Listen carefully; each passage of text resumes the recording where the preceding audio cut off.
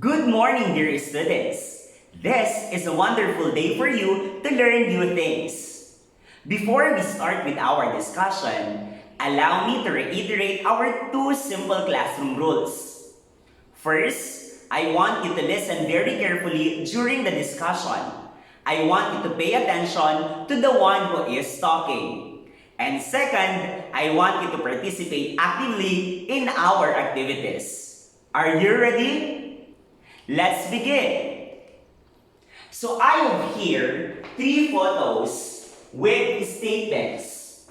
Now what I want you to do is for you to give your ideas or your understanding about the message that the photos convey.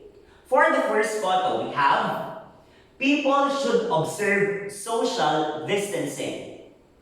For the second statement, we have COVID-19 pandemic killed millions of people. And for the third photo, we have it is important to stay at home. Now, who can give me his or her idea about the message or the ideas that these statements convey? I will give you enough time to think, and afterwards, share your ideas. Now, are you ready? Who wants to share his or her idea about the statements being presented? Yes, John Paul. Very good. So, the statements actually convey or reflect our present situation right now, wherein we are in the midst of a pandemic. Another idea. Yes, Ramil? Very good. So, the statements express opinions. Okay? These statements has something to do or have something to do with our lesson for today. In fact, these statements are called claims. Claims and claims. These are all examples of claims. Because for this morning, we shall discuss about the three common types of claims, particularly the claim of fact, the claim of value, and the claim of policy. Are you ready? Before we continue with our discussion, allow me first to present the learning objectives for today's lesson. For today, we have three simple learning objectives. And at the end of the discussion, you should be able to achieve these objectives. So, the first objective is, at the end of the discussion, you should be able to differentiate claims of fact, value, and policy.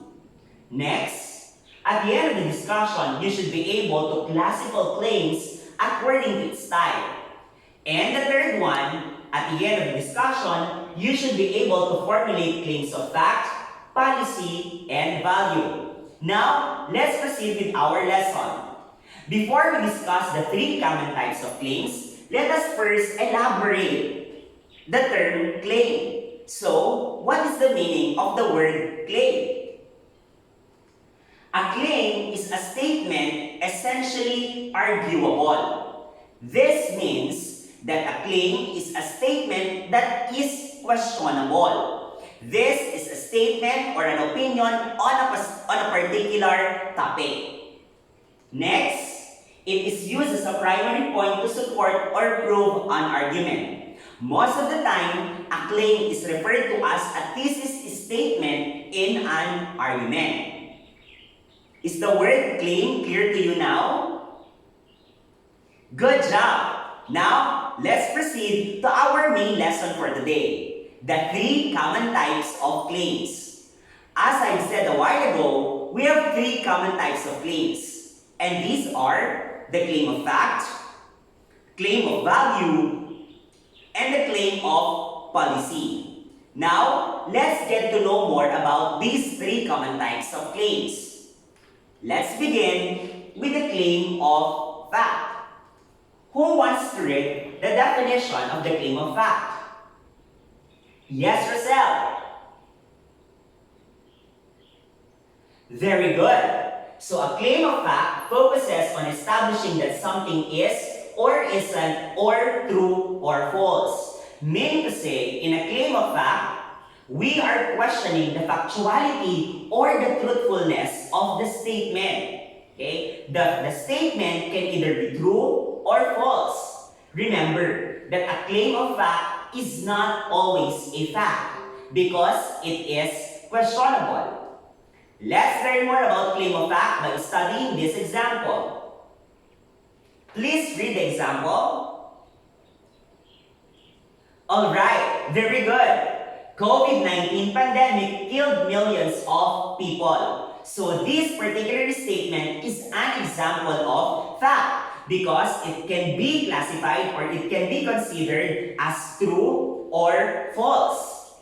Now, if you are to judge this particular statement, how will you consider it? Is it a fact or not? Very good. So if we try to consider our present situation right now, this particular claim can be considered as a fact because the COVID-19 pandemic has affected not only our country but the entire world, and millions of lives were already lost because of this crisis. Now, who can give me his or her own example of claim of fact? Can you give your own example of claim of fact? Yes, Peter. Very good. Okay, so Peter's example is that the COVID-19 pandemic allowed many countries to observe quarantine or lockdown. Good job, Peter. Now, let's proceed to the second type of a claim, which is the claim of value. Who wants to give me or to read to me the definition or the focus of the claim of value? Yes, Princess. Very good. So, a claim of value focuses on persuading the audience that something is good or bad, right or wrong. So, under this type of claim, we are questioning the importance of the statement that is being given. Here's an example. It is important to stay at home. So, this claim actually highlights the essence of staying at home. Now, considering our situation right now, do you think that it is significant to stay at home?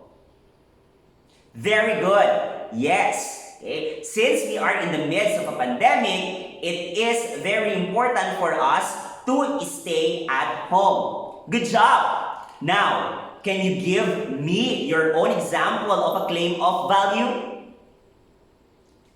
Yes, Ben.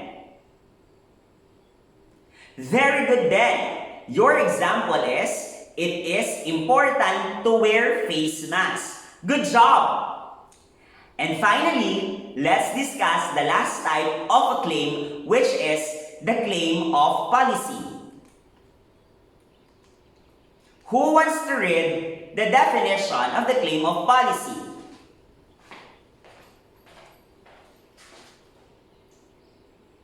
Yes, Paul. Alright, very good. So, claim of policy advocates that something should or shouldn't be done. So, a claim of policy elicits action. Okay? It tells us that we have to do something. Okay? And here's a clue. A claim of policy always consists the words should or shouldn't. So, remember that. Okay? So, let's have an example. So, the example here is that people should observe social distancing. Okay? So the presence of the word should is evident in the example, and take note that the example requires us to observe social distancing. So this is an example of a claim of policy. Now, can you give me your own example of a claim of policy? Yes, Catherine. Very good. So Catherine's example is that we should always stay at home. Okay? So that is a policy because it contains the word should and it requires action from us. Now, did you understand the three common types of claims? Let's have a review. What are the three types of claims? We have the claim of fact, the claim of value, and the claim of policy. Alright, now it's time for us to assess whether you have understood our lesson or not. So for our next activity, we have to know thy claim. So I have here 5 statements, and what I want you to do is to classify these 5 statements, whether it is a claim of fact, a claim of value, or a claim of policy. Are you ready? Please bring out your English notebook and write your answers. Okay? I will give you enough time to think of your answer and to write of your answer on your notebooks. For the first item, we have, okay, cell phone is a useful tool in supplementing teaching instructions. I repeat, cell phone is a useful tool in supplementing teaching instructions. Go! For the next item, we have teachers should ensure correct use of cell phones in the classroom. I repeat, teachers should ensure correct use of cell phones in the classroom. Third statement. Cell phones provide the means to communicate with friends, family, and other people. I repeat, cell phones provide the means to communicate with friends, family, and other people. Next item. Students should use cell phones responsibly, and wisely. Again, students should use cell phones responsibly and wisely. What's your answer? And for the last statement, we have Pearson stated that 82% of high school students use mobile devices. Again, Pearson stated that 82% of high school students use mobile devices. Go! Write your answers. Are you done? Were you able to answer all the statements? Were you able to classify them according to their type? Good job! Now, let's unlock or let's know the answers to the exercise. So for the first item, the statement is, cell phone is a useful tool in supplementing teaching instructions. This is a claim of value. Who got it? Very good. Second statement. Teachers should ensure correct use of cell phones in the classroom. What's your answer? Good job. It's a claim of policy. Third item. Cell phones provide the means to communicate with friends, family, and other people. The correct answer is very good. It is the claim of fact. Number 4. Students should use cell phones responsibly and wisely. This is a claim of policy. And lastly, Pearson stated that 82% of high school students use mobile devices. This is an example of a claim of fact. How many of you got a perfect score? Very good. It seems that you have understood our lesson well. Now, to bolster your understanding about our topic, let's have more activities. Are you excited? For our next activity, it is titled, Write Your Claim. So I will group you into 8 with 5 members each, or you are already grouped, I should say. You are already grouped into 8, and you have 5 members in each group. now what I want you to do is for you to meet your group mates and for you to answer this worksheet. So in the worksheet, your task is for you to formulate your own claims of fact, value, and policy based on the topics given. What I want you to do is to choose 3 topics only from the worksheet and write your own claims of fact, value, and policy. Write as many as you can because the more, the better. Okay? So please meet your group mates now. Alright, please get your worksheets. Group 1, Group 2, Group 3, Group 4, and Group 5. I will give you 5 minutes to do the task. Are you ready? Okay, let's begin.